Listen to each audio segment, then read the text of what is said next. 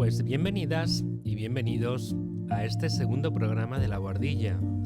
En el episodio anterior hablamos de una persona que se llamaba John Davidson, que era un hombre que creció con algo que nadie entendía, que nadie veía y que, sin embargo, estaba ahí, condicionando cada momento de su vida. Y al final de ese episodio os dejé una simple pregunta, y que es la siguiente: que la próxima vez que alguien haga algo que no entiendas, párate y pregúntate qué le estará pasando que tú no sabes. Bien, pues hoy vamos a ir un paso más allá, porque si la semana pasada hablamos del estigma externo, de cómo la sociedad trata lo que no entiende, hoy vamos a hablar de algo más íntimo, de lo que ocurre dentro de nosotros, de los cimientos sobre los que se construye todo lo demás. Bien, pues hoy vamos a hablar de la infancia, no de los recuerdos bonitos de la infancia, sino de algo mucho más profundo, de lo que ocurrió entre nosotros antes incluso de que pudiéramos recordarlo, y de cómo eso sigue presente en quienes somos hoy. Bien, pues arrancando este programa, en este segundo programa de La Guardilla, quiero que penséis en alguien que conocéis. Alguien que ante los problemas siempre encuentra la manera de levantarse. Que cuando las cosas se ponen difíciles, respira, se organiza y sigue. Alguien que pide ayuda cuando la necesita sin que le cueste un mundo. Que se deja querer con naturalidad. Que confía en los demás sin volverse loco de miedo. Bien, ¿tienes a alguien en mente ya? Vale, pues ahora piensa en otra persona. Alguien que ante exactamente las mismas circunstancias se derrumba. Que cuando alguien se acerca demasiado se cierra. Que nunca pide ayuda aunque la necesite desesperadamente. Que en las relaciones siempre está o demasiado cerca o demasiado lejos. Sin término medio, para que me entiendas. Que por mucho que le vaya bien en la vida, por dentro siempre hay algo que no encaja. Bien, pues también tienes a alguien. Yo sí, y seguro que tú también, ¿a que sí? Bueno, pues la pregunta es: ¿por qué?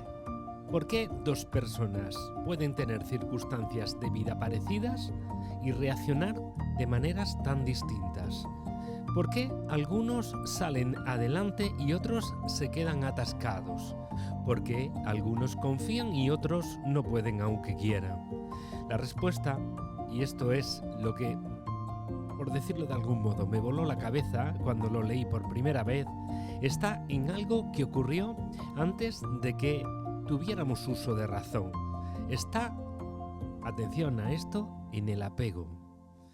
Bien, y antes de explicar qué es el apego, quiero contarte una historia.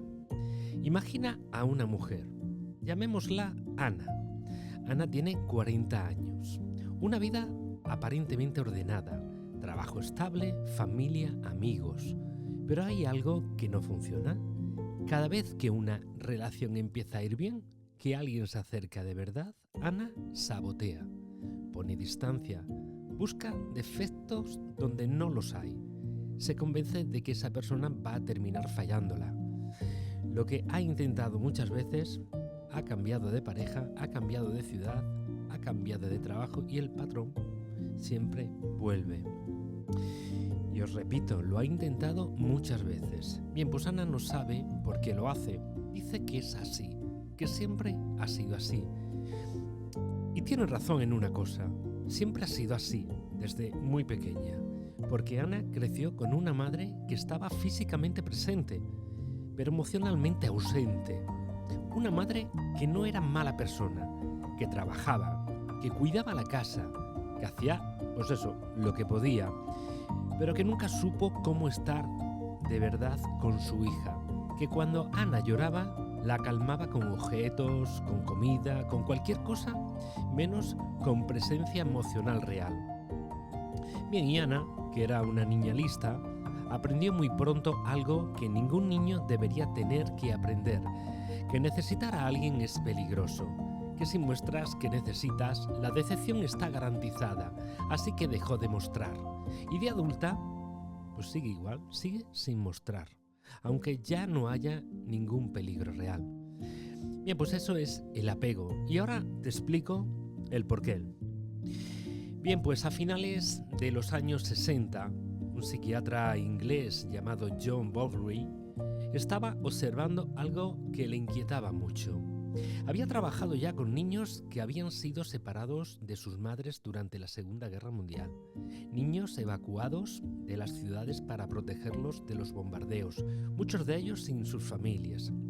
Y lo que vio en esos niños le cambió de manera de entender el desarrollo humano para siempre. Bien, pues esos niños, cuando perdían el contacto con su figura de cuidado principal, pasaban siempre por las mismas 3 fases. Primero, protestaban, lloraban, buscaban, reclamaban. Después se desesperaban, se quedaban quietos, apagados, como si se hubieran rendido. Y por último, algo que Bowlby llamó desapego. Dejaban de buscar, dejaban de esperar. Y cuando finalmente la madre volvía, muchos de esos niños la ignoraban. No porque no la quisieran, sino porque habían aprendido a protegerse del dolor de que no estuviera. Bowlby llegó a una conclusión que en aquel momento fue muy polémica. Los seres humanos nacemos con una necesidad biológica de vincularnos emocionalmente con alguien. No es un capricho, no es una debilidad, es tan básico como comer o respirar. Y cuando esa necesidad no se satisface bien, el sistema nervioso del niño lo registra, tal y como lo oyes, y lo registra para siempre. Y a ese vínculo lo llamó apego. Bien, pues años después, una investigadora llamada Mary Ainsworth diseñó un experimento muy sencillo, pero que reveló algo muy fundamental. Cogía bebés de entre 12 y 18 meses con sus madres, los metía en una habitación con juguetes. En un momento dado, la madre se levantaba y se iba. Entraba un extraño y después volvía la madre. Y lo que observaba era la reacción del bebé en ese reencuentro. Lo que descubrió es que los niños respondían de maneras muy distintas y que esas diferencias no eran aleatorias. Era el reflejo directo de cómo había sido tratado ese niño hasta ese momento. Al primer tipo, el apego seguro lo llamó así. El niño lloraba cuando la madre se iba, sí, pero cuando volvía se calmaba rápido. Se dejaba consolar, confiaba en que ella había vuelto y que iba a estar ahí. Esos niños podían volver a jugar, podían explorar el mundo porque tenían una base segura a la que regresar. Al segundo tipo lo llamó el apego evitativo. Este me parece un poco más fascinante. A ver, os lo explico. El niño no lloraba cuando la madre se iba y cuando volvía tampoco lo hacía, le hacía mucho caso. Seguía jugando como si nada y uno podría pensar, hay que ver qué niño más independiente, qué bien, pero no. Lo que había pasado es que ese niño había aprendido muy pronto que mostrar que necesitaba algo no servía de nada, que la madre no iba a responder. Así que dejó de intentarlo, simplemente. La emoción estaba ahí, dentro, los estudios de cortisol así lo demostraban, el niño estaba estresado. Pero, a ver, había aprendido a no mostrarlo, eso sí, ese niño de adulto, para que sepáis de qué perfil estoy hablando, es el de la mismísima Ana, de la historia anterior. Bien, al tercer tipo lo llamó el apego ansioso o ambivalente. El niño lloraba muchísimo cuando la madre se iba y cuando volvía se aferraba a ella, pero al mismo tiempo la rechazaba. Se calmaba y enseguida volvía a llorar. No podía volver a jugar. Estaba demasiado pendiente de si la madre iba a seguir estando o no, porque el cuidado que había recibido era inconsistente. A veces estaba, a veces no, y el niño nunca sabía qué esperar. Y el cuarto tipo, por último, el apego desorganizado, el más complejo y el más doloroso. Aparece cuando el propio cuidador es también la fuente de miedo. Cuando el niño debería acercarse a buscar seguridad, pero al mismo tiempo tiene miedo de acercarse. Es el que está más asociado a lo que son situaciones de trauma temprano, abuso o negligencia grave. Y bien, ahora viene la parte que más me impacta. A ver, Os explico. Bowlby sostuvo que estos patrones se quedan en la infancia. Se convierten en un mapa interno que construimos sobre cómo funcionan las relaciones, sobre si podemos confiar en los demás, sobre si merecemos ser queridos, sobre qué pasa cuando mostramos que necesitamos algo. Y ese mapa lo usamos el resto de nuestra vida, como lo oyes, el resto de nuestra vida. Si de pequeño aprendiste que cuando lloras alguien viene a consolarte, de adulto vas a tender a confiar en las relaciones, a pedir ayuda sin sentirte en deuda, a dejarte querer sin salir corriendo. Bien, si de pequeño aprendiste que mostrar lo que necesitas no sirve de nada, de adulto probablemente te cueste mucho pedir ayuda. Ponga distancias cuando alguien se acerca demasiado, no porque no quieras conexión, sino porque aprendiste que la conexión duele. Y si de pequeño el cuidado fue inconsistente, puede que de adulto osciles, que en las relaciones estés o muy encima o muy lejos, que cuando alguien se va, aunque sea un momento, sientas una angustia desproporcionada. A ver, no porque estés loco, sino porque tu sistema nervioso aprendió que el amor no es predecible. ¿Reconoces algo de esto? Bien, pues la neurociencia lo confirma. En los últimos años, la neurociencia ha demostrado que los primeros años de vida son literalmente el momento en que el cerebro se está construyendo. Desde el nacimiento hasta los 3 años se produce algo increíble, una explosión de conexiones neuronales sin precedentes. El cerebro de un bebé trabaja a una velocidad que no vuelve a tener nunca más en su vida. Es que las experiencias de esos años, especialmente las relacionales, dejan una huella en la arquitectura de ese cerebro, en cómo se desarrolla el sistema de regulación emocional, en cómo responde el sistema nervioso al estrés, en cómo se configura la capacidad de confiar en los demás. No es un cuento, es biología, tal y como lo oyes. Bien, pues cuando leí todo esto por primera vez, algo encajó dentro de mí. Porque empecé a ver con otros ojos a personas que conozco, a entender por qué algunos actúan como actúan y también a entenderme mejor a mí mismo. Porque hay personas que ante cualquier dificultad en una relación, sea de pareja, de trabajo, de amistad, lo que sea, su primer impulso es alejarse, cerrar, desconectar. No porque no les importe, sino porque en algún momento de su historia, muy temprano, aprendieron que quedarse duele más que irse.